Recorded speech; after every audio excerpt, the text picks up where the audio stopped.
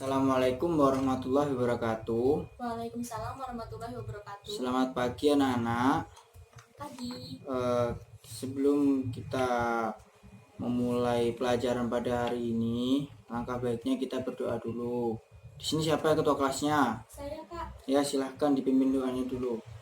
Berdoa mulai. Selesai. Ya, terima kasih.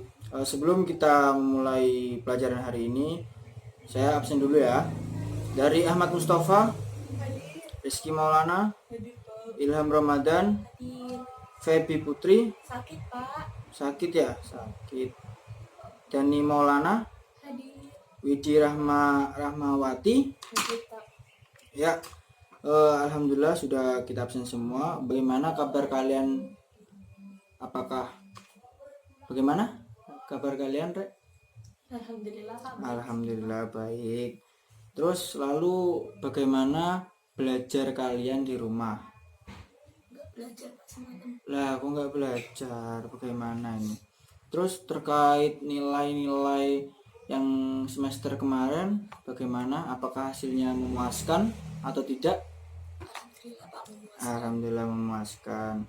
Jadi, Rek, kita sebagai siswa juga sebagai manusia istilahnya, kita itu harus belajar. Karena pendidikan itu bukanlah proses untuk mengisi wadah yang kosong, tetapi pendidikan itu adalah proses menyalakan api pikiran. Jadi pendidikan itu bisa membuat kita lebih berpikir, lebih memilih itu benar itu salah, kan kita berpikir gitu ya. Jadi kita untuk pagi hari ini mungkin ada yang tahu kita akan belajar tentang apa? Tidak, Pak. Tidak tahu. Aku tidak tahu. Semalam nggak belajar. Aduh, gimana ini? Ya, kita pada pagi hari ini belajar tentang materi pengaruh perubahan dan interaksi antar ruang terhadap kehidupan di negara-negara ASEAN. Mungkin ada yang tahu dari anak-anak apa sih itu negara ASEAN? Saya, Pak. Ya, silahkan Mbak Ida. Singkatan dari ASEAN itu Association of South Asian South Nation. Asian Nation. Ya, bagus sekali. Jadi ASEAN ini didirikan oleh negara-negara Asia Tenggara. Didirikannya tanggal 8 Agustus 1967. Of South Asian Nation ini yaitu perhimpunan bangsa-bangsa Asia Tenggara. Mungkin materi ini sudah dijelaskan minggu yang lalu. Mungkin ada yang tahu ada berapa sih negara-negara Asia Tenggara ini? Ada 10. Ada 10. Ya, apa saja yang pertama? Indonesia, benar. Yang kedua? Malaysia. Yang ketiga? Brunei. Yang keempat? Singapura. Yang kelima? Lupa. Thailand. Siapa lagi? Vietnam, Filipina, Laos, Myanmar. Yang terakhir apa yuk? Kamboja. Bagus, pintar sekali. Ya, di sini Bapak akan membagi beberapa kelompok untuk mendiskusikan materi pada pagi hari ini. Di sini ada berapa siswa? 20 ya. Jadi Bapak minta dibagi 4 kelompok. Jadi satu kelompok berisi 5 orang. Jadi di sini sebelum kita lanjut, mungkin berhitung dulu ya untuk membagi kelompoknya ya. Silakan dari Mbak. Ya, sudah. Lalu sebelum kita lanjut untuk mendiskusikan ini, Bapak ingin menjelaskan tentang pengaruh perubahan dan interaksi antar ruang kehidupan di negara-negara ASEAN. Jadi karena di sini proyektor rusak, jadi Bapak masih menggunakan PPT, tapi PPT-nya di laptop. Jadi silahkan yang duduknya di belakang bisa agak majuan ke depan atau duduk bertiga di depan. Jangan yang terlalu belakang, takutnya nggak kelihatan. Jadi di sini yang pertama, apa sih pengaruh perubahan dari interaksi ke ruangan terhadap kehidupan di negara-negara ASEAN? Yang pertama itu perubahan ruang, interaksi antar ruang akibat dari faktor alam. Jadi di sini yang pertama faktor alam itu apa saja? Faktor iklim, dan yang kedua faktor geologi. Kenapa kok faktor iklim? Karena di negara ASEAN ini ya, negara-negara di Asia Tenggara ini itu diapit oleh dua benua. Ada yang tahu benua apa? Benua Asia dan Australia, Pak. Nah, betul, benua Australia, benua Asia dan benua Australia. Benua Asia itu letaknya ada di utara negara-negara yang ada di Asia Tenggara, sedangkan benua Australia ada di selatan negara-negara Asia Tenggara. Lalu kenapa kok faktor iklim ini merupakan perubahan ruang dan interaksi? Karena di sini karena negara-negara Asia Tenggara diapit oleh dua benua, di negara-negara Asia Tenggara ini sering terjadi yang namanya pola arah angin yang berganti setiap setengah tahun. Jadi angin di sini ada dua. Ada yang tahu? Saya, Pak. Ya, silakan. Angin muson barat dan muson timur. Ya, betul. Angin muson barat dan angin muson timur. Masing-masing itu menyebabkan terjadinya musim kemarau dan musim hujan seperti di Indonesia. Jadi iklim yang dipengaruhi oleh tiupan angin muson barat dan muson timur di negara-negara Asia. Jadi di sini faktor geologi itu kan tadi termasuk dari lempeng, terus batuan, lalu gunung seperti itu kan. Jadi di sini itu mungkin ada yang tahu contoh kejadian yang disebabkan oleh faktor geologi. Mungkin ada yang tahu? Tidak, Pak. Nah, tidak tahu ya. Jadi setidaknya dari 10 negara di ASEAN, 4 diantaranya itu pernah mengalami yang terjadinya yaitu pergerakan lempeng bumi. Jadi itu yang menyebabkan gempa. Jadi di buku dijelaskan bahwa negara Thailand, Myanmar, Malaysia dan Indonesia pernah mengalami kejadian seperti itu. Jadi gempa terus yang mengakibatkan tsunami. Nah, itu terjadi karena faktor geologi, faktor dari alam. Contohnya itu ya, apakah kalian masih ingat tahun 2004 dulu Indonesia pernah kejadian alam? Apa yuk? Mungkin ada yang tahu?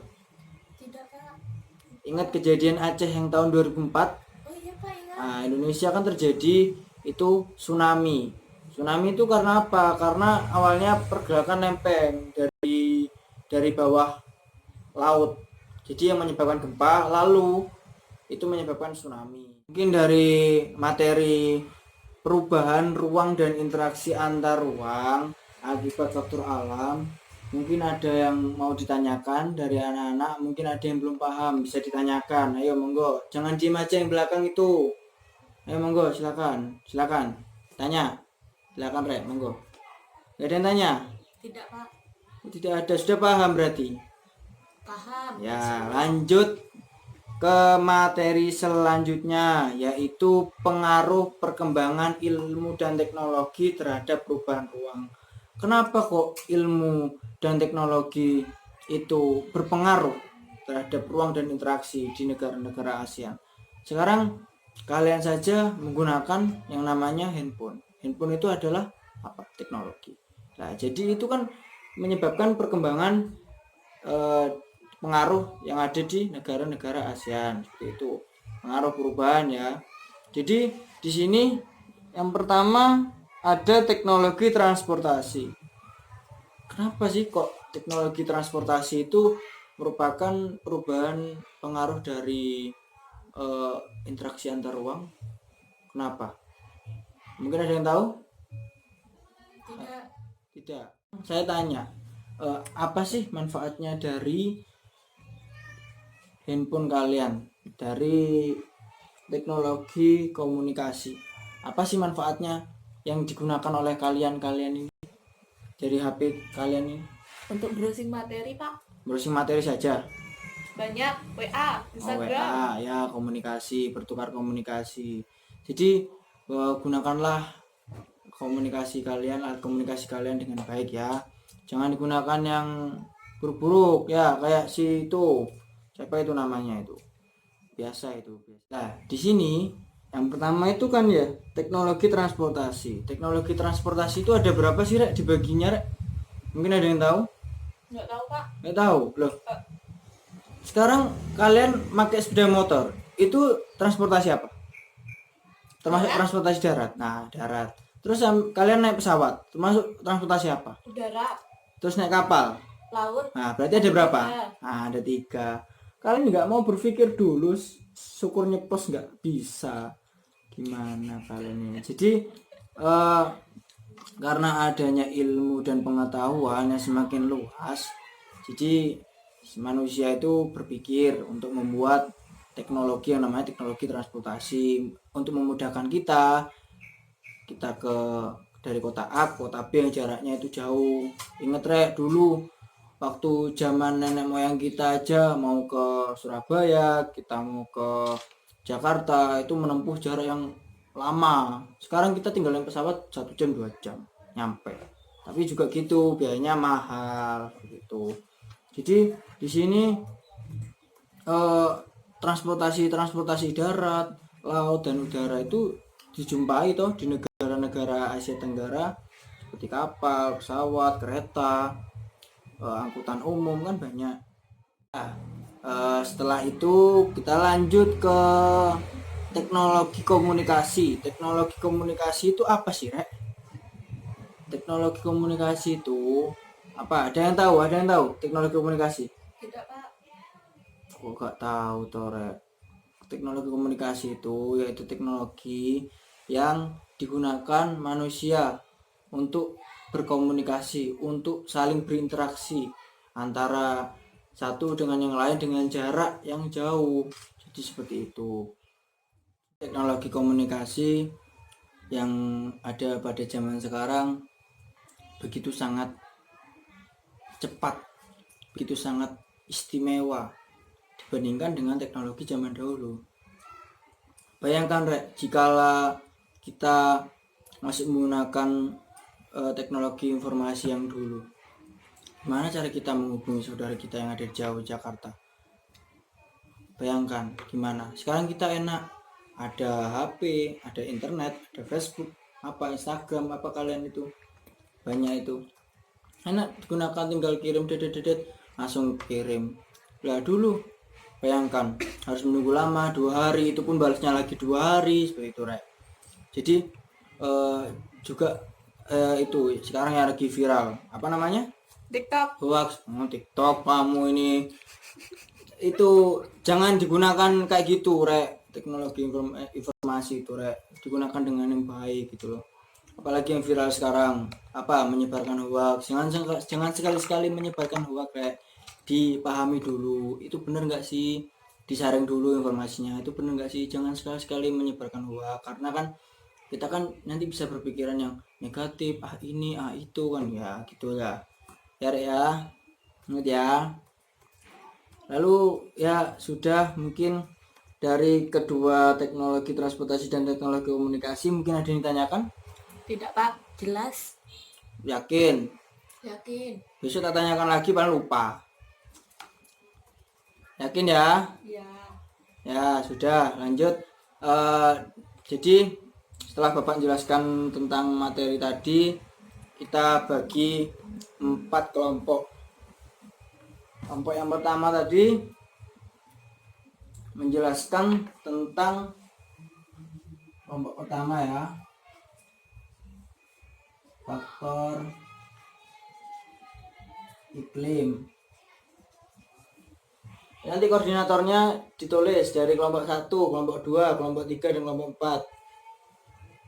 Lalu kelompok 2 faktor geologi. Kelompok 3 transportasi